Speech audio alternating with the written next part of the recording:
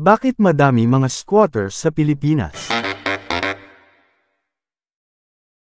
Ang Manila ay infested ng mga squatters. Sila ay makikita sa mga estero, bakanteng lote o ilalim ng tulay. Sila ay mga second or third generation ng mga pamilyang nag-migrate sa Manila noong dekada 60 at 70 para matakasan ang kahirapan ng buhay sa probinsya nila. Ngayon, sila ang source ng trabahan sa Manila mula construction, transportation, security guards, kasambahay etc. Huwag kakalimutan dyan din galing ang mga professionals kagaya ng mga therapist, nurses at agents therapist sa Spocolos, nurse ng TT sa Sonabath at PSP mga agents ng Kalibugan. Kung walang squatter todes ang tatay nyo dahil walang agogo, siguradong si Inday nakatulong nyo ang babwaisetan sa kanyang mga sexual demands at abuse. Mabilis ang pagdami nila dahil syempre walang nagpa-practice ng safe sex at proper family planning. Pinagbabawal ng simbahan ang paggamit ng kondom.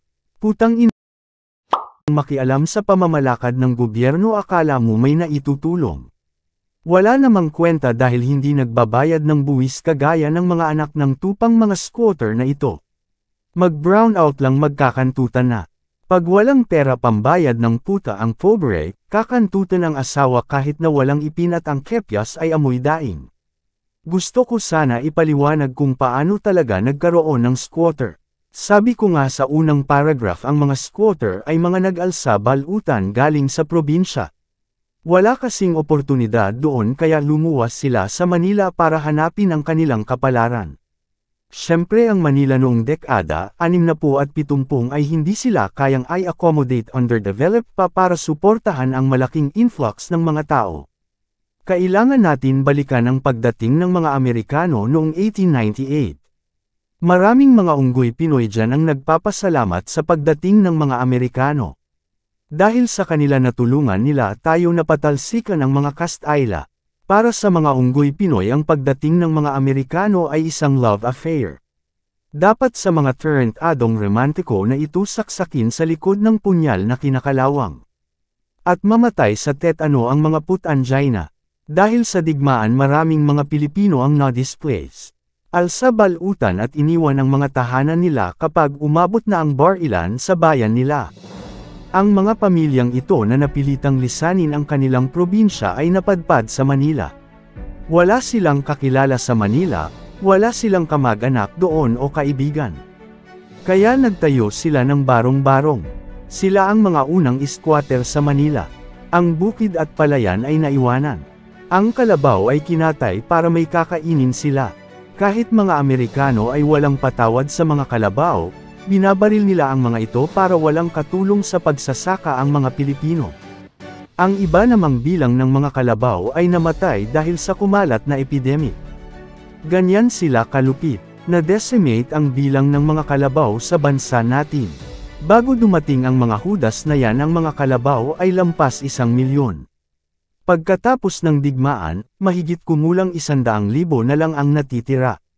Inasanon din ng mga Amerikano ang mga lupain para hindi makapagtanim ang mga Pilipino. Ginawa nila ito nang matuklasan nila na ang mga magsasaka ay sikretong naghahatid ng mga pagkain sa mga guerrillas. Hirap ang mga Amerikano na habulin ang mga guerrillas dahil sa hindi nila kabisado ang terrain. Kaya kailangan putulin nila ang pagdating ng pagkain at nagawa nila ito sa pamamagitan ng paglagay ng asin sa lupang tinataniman para walang anuman ang tot-ubo dito. Dahil wala ng mat-anaman ang mga Pilipino nagkaroon ng famine at napilitan silang mag-alsa balutan na naman at pumunta sa Maynila. Kaya sumuko si General Miguel Malvar, na nagtago sa bundok at nag-engage sa mga bantay sa lakay tuwing nagsasalsal ang mga Amerikano, dahil hindi na niya nakayanan ang paghihirap ng mga kababayan niya. Ito ang parte ng historya ng bansa natin na hindi tinuturo sa mga eskwela. Nakasulatan sa history books pero laging nami-miss out ng mga historiador. Tuwing squatter at kahirapan ang paksa. Ito ang parte ng historya ng bansa natin na hindi tinuturo sa mga eskwela. Nakasulat naman sa history books pero laging nami-miss out ng mga historiador. Tuwing squatter at kahirapan ang paksa, si Marcos ang laging sinisisi. Kasalanan ni Marcos, ninakaw ni Marcos, inutang ni Marcos, pinatay ni Marcos, martial law this, martial law that, beach this, beach that, nigger this, nigger that. Kaya bago pa dumating si Marcos, marami ng squatters sa Manila. Lalo din dadami dahil sa apekto ng scorched earth policies ng mga Amerikano para tapusin kaagad ang digmaan.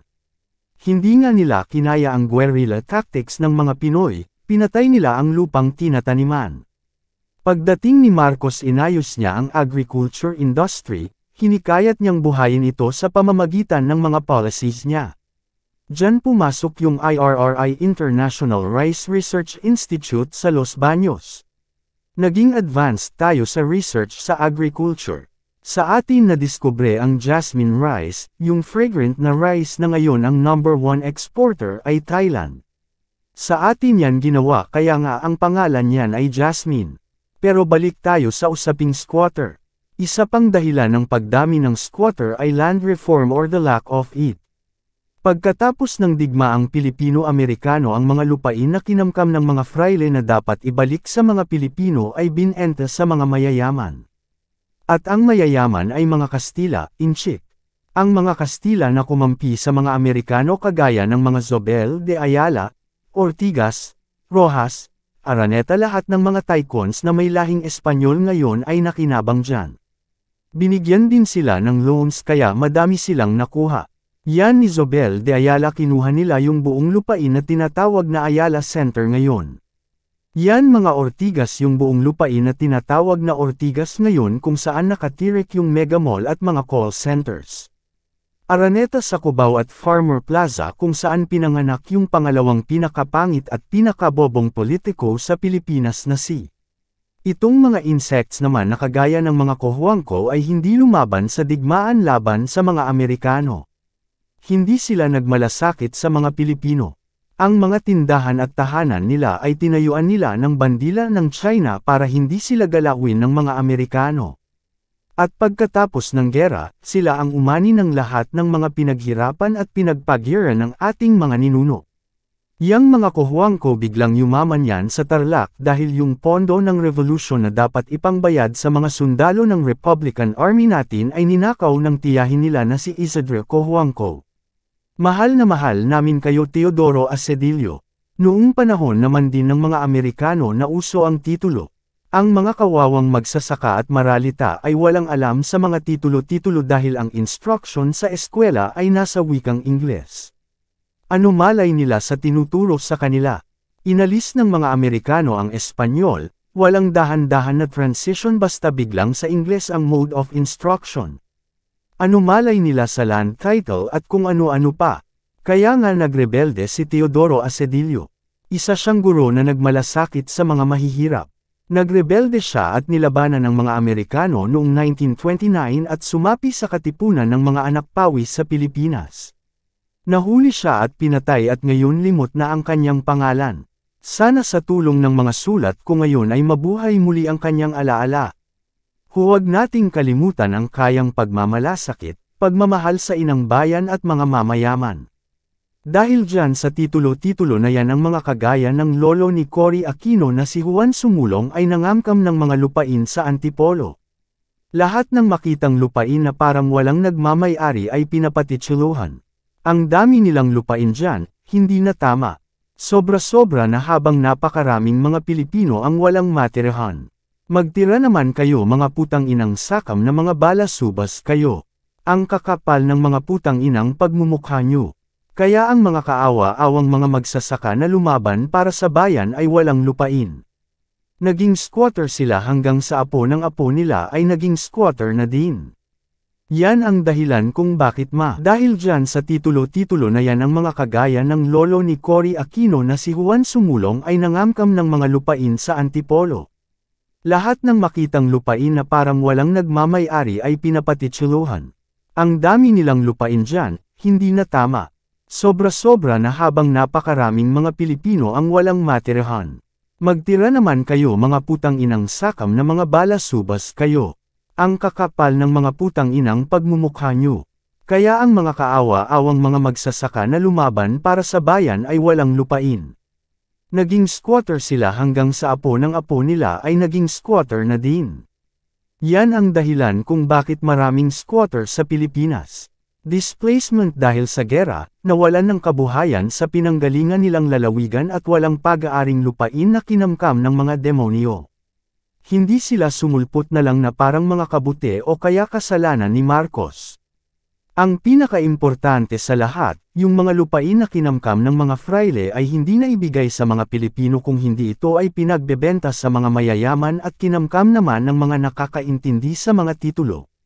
Mr. Kasagpa, subscribe for more.